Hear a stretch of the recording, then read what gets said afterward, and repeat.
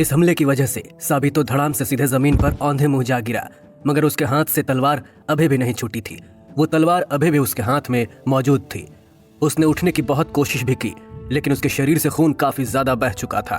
उसने काइतो को देखा जो उसके भाई दाई की तरफ बढ़े चले जा रहा था। मुझे अपने शरीर की ताकत का इस्तेमाल करके किसी भी हाल में अपने भाई को बचाना ही होगा। अगर मैं तलवार लेकर दौड़ूंगा तो मेरी रफ्तार कम पड़ जाएगी और मेरा भाई मारा जाएगा। मुझे तलवार के बिना ही दौड़ लगानी होगी।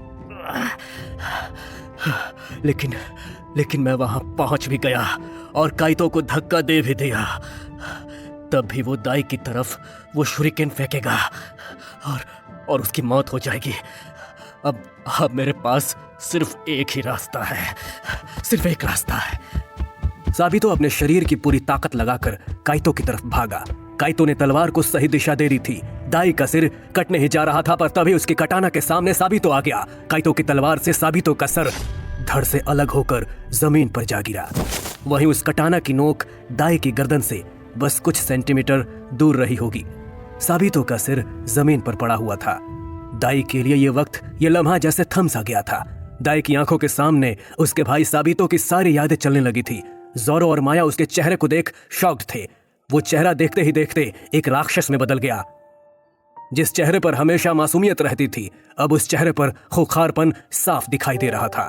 उसकी आंखों में से बचपना गायब था और उसमें अब गुस्सा था, बहुत सारा गुस्सा, जिससे वो अब इस दुनिया को तबाह कर देना चाहता था। इसी गुस्से में उसके मुंह से एक जोर की चीख निकली। नहीं नहीं नहीं नहीं नहीं। दाई के चीखने की आवाज इतनी ज्यादा खौफनाक थी कि एक पल के लिए सभी निंजाज डर गए। काइतो के हाथ भी कांप गए, लेकिन फिर भी वो डरते हुए आहिस्ते कदमों के साथ दाई की तरफ कटाना लिए बढ़ते चले जा रहा था। तभी दाईसुके ने भी अपनी म्यान से कटाना निकाली और फुर्ती के साथ काइतो के वार से बचकर उसने चिल्लाकर उसी का गला काट दिया। इसके बाद भी उसका गुस्सा कम नहीं हुआ। वो वहां पर भी नहीं रुका और बस गुस्से से पागलों की तरह वो बस वार पर वार किए जा रहा था। उसके सामने जिस किसी भी निंजाज की गर्दन, हाथ, पैर, जो कुछ भी बीच में आ रहा था, वो उसे शरीर से अलग करते चला जा रहा था। इस वक्त उसे देखकर ऐसा लग रहा था जैसे मानो उसके भाई साबितो की आत्मा उसमें आ गई हो। मगर उसके भाई साबितो की लड़ाई में जितनी शांति थी, उससे उलट दाई की लड़ाई में कहीं ज्यादा गुस्सा नजर आ रहा था। वो सिर्फ गुस्से से चीख रहा था, चिल्ला रहा था और बस एक के बाद एक करके जो भी सामने आ रहा था उसे मारते चले जा रहा था। वो इस पल कुछ भी नहीं सोच रहा था। उसकी तलवार चलाने का कोई पैटर्न नहीं था, बस वो तलवार को घुमा रहा था और लाशें बिछती चली जा रही थी। पर तभी उसकी तलवार जोरो की कटाना से जा टकराई और जोरो ने उससे पलटकर जवाब देते हुए वार किया। दाई ने एक छलांग लगाई और 2 कदम पीछे हट गया। उसने जोरो की तरफ देखा, जिसकी केवल आंखें दिख रही थी। उसने तलवार को हवा में घुमाया। तब तक जोरो ने भी अपनी कटाना पर फिर से मजबूत पकड़ बना ली। पता नहीं क्यों, लेकिन जोरो को उस महान समुराई साबितो के लिए बुरा लग रहा था, जिसने अपने भाई की जान बचाने के लिए खुद की जान कुर्बान कर दी। पर समुराई निंजास के जानी दुश्मन थे। यह बात जोरो को याद आई और उसने अपनी कटाना को एक पोजीशन में लाकर दाई पर हमला कर दिया। मगर दाई बस चिल्लाया जा रहा था, उसे कोई फर्क नहीं पड़ रहा था। वो बस पागलों की तरह वार पर वार करते चला जा रहा था, जिससे जोरो को भी उससे लड़ने में काफी दिक्कत हो रही थी। दाई को चोटें भी लग रही थी, उसके शरीर पर घाव बन रहे थे, लेकिन उसे इन घाव की, इन जख्मों की कोई परवाह नहीं थी। वो बस वार किए जा रहा था। तभी जोरो की कटाना अचानक 2 टुकड़ों में टूटकर नीचे गिर गई।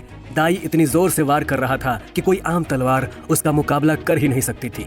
अब जोरो निहत्था था, मगर इससे दाई को कोई फर्क नहीं पड़ रहा था। उसने निहत्थे जोरो पर भी वार किया। जोरो ने अपने कदमों को पीछे किया, लेकिन फिर भी उसके सीने पर दाई की तलवार से एक लकीर खिंच गई। जोरो दर्द से तड़पते हुए पीठ के बल जमीन पर जा गिरा। वही इस मौके का फायदा उठाने के लिए दाई तेजी से जोरो की तरफ बढ़ा और फिर वो अपनी पूरी ताकत के साथ जोरो पर वार करने ही जा रहा था कि तभी उसे वहां पर कुछ निंजास के कदमों की आहट सुनाई दी। हमारे निंजास आ रहे हैं, अब तुम जिंदा नहीं बचोगे।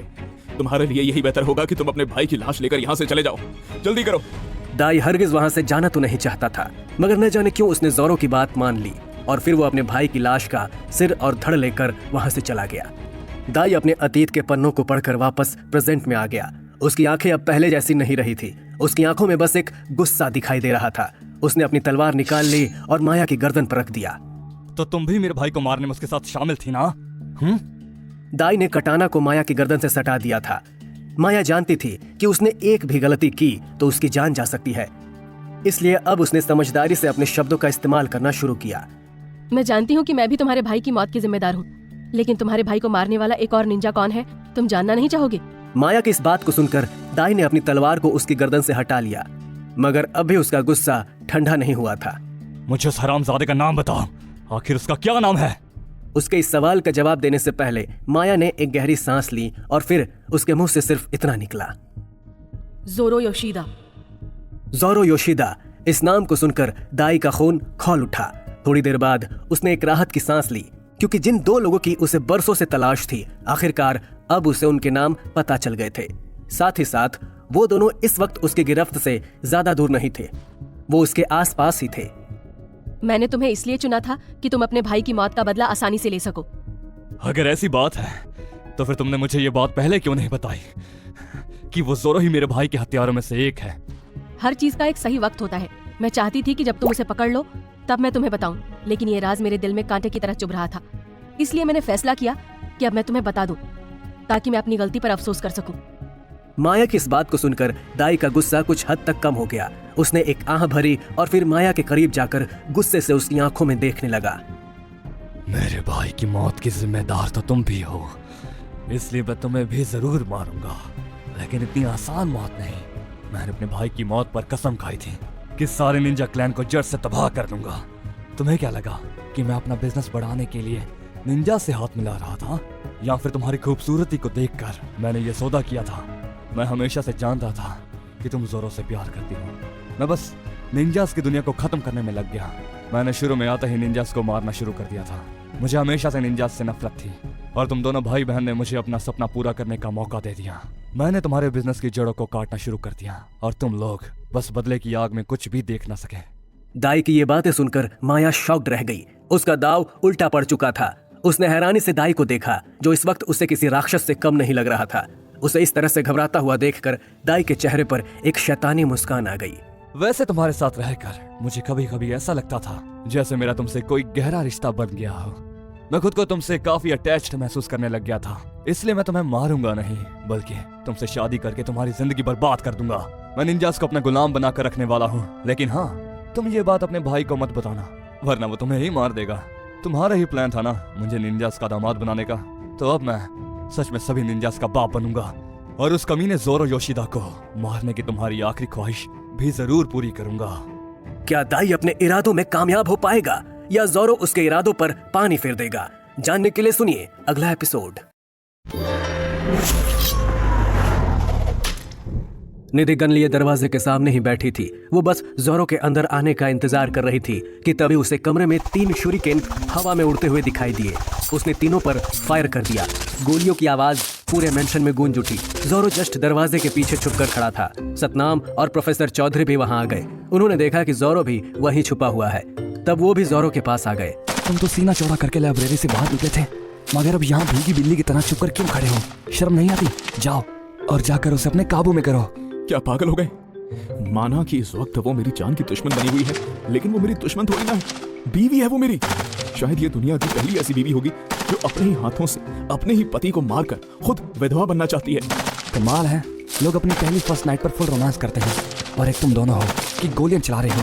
तुम यहीं रुको, मैं जाकर उससे कुछ समझाने की कोशिश करता हूँ। इतना कहकर जैसे ही प्रोफेसर चौधरी अंदर गए, निधि ने उन पर भी गोलियां चलाना शुरू कर दिया। ये देखकर वो उल्टे कदम वापस ज़ोरो के पास आकर खड़े हो गए।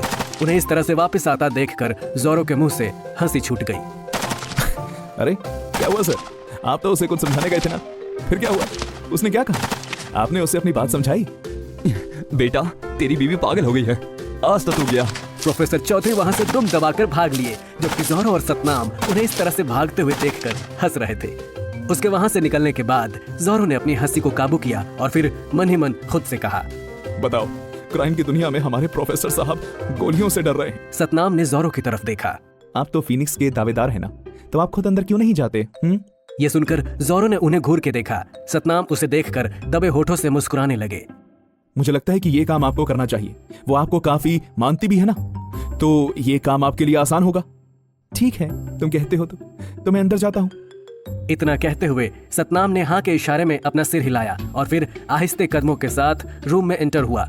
उन्हें अपने सामने देखकर निधि एकदम से नॉर्मल हो गई और उसने अपनी गन नीचे रख दी। सतनाम अंकल, आप यहाँ पर?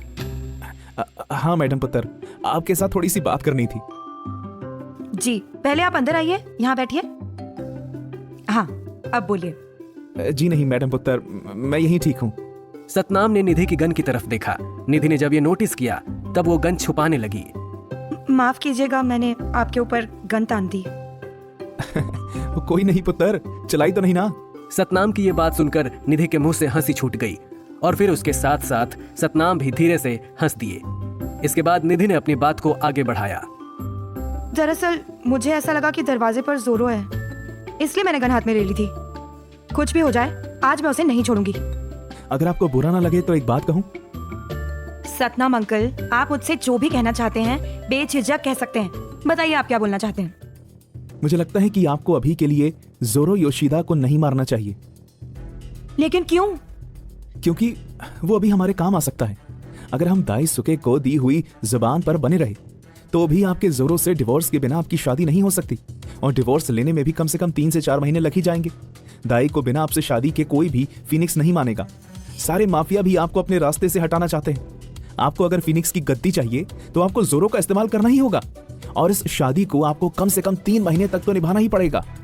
सतनाम अंकल, क्या आप भूल गए कि जोरो ने ही मेरे डैड को मारा है? वो उनका कातिल है और मैं अपने डैड के कातिल को जिंदा नहीं छोड़ सकती। मैं आपको जोरो को मारने से मना नहीं कर रहा हूँ, मैं तो सिर्फ अभी के लिए जिंदा छोड़ने की बात कर रहा हूँ। मेरी बात को समझने की कोशिश कीजिए। उसे ढाल बनाकर आप खुद फिनिक्स बन सकती हैं। एक बार फिनिक्स बनने के बाद आप उसे अपने रास्ते से हटा दीजिएगा।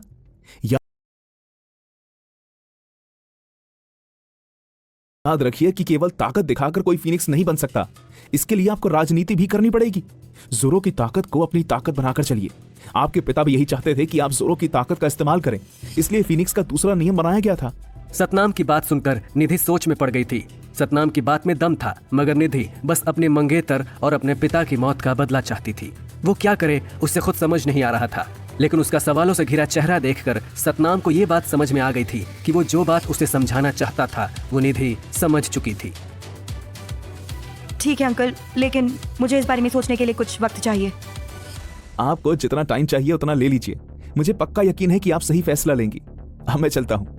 ये कहकर सतनाम वहां से चला गया और निधि सोच में पड़ गई। तभी उसका मोबाइल रिंग करने लगा। उसने मोबाइल स्क्रीन पर देखा तो उसे एक अननोन नंबर फ्लैश होता नजर आ रहा था। उसने कंफ्यूजन में कॉल पिक किया। Hello, what? एक्सीडेंट? पर कैसे? ओके, मैं आ रही हूँ।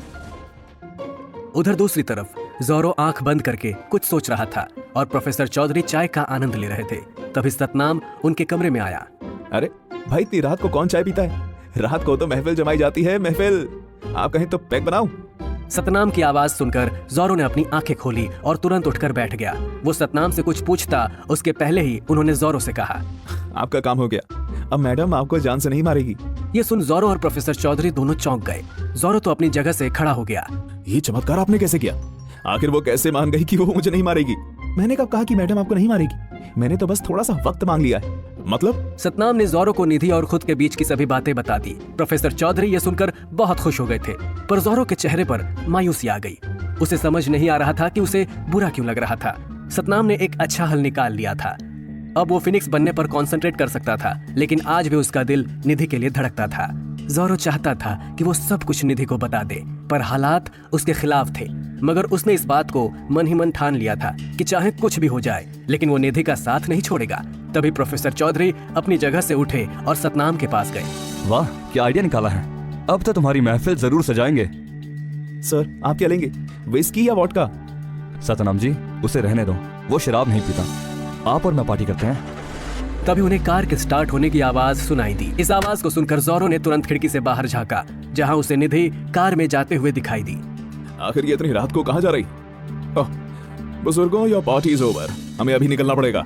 आखिर निधि को किसके एक्सीडेंट का कॉल आया था और क्या निधि कभी जोरो को माफ करेगी? जानने के लिए सुनते रहिए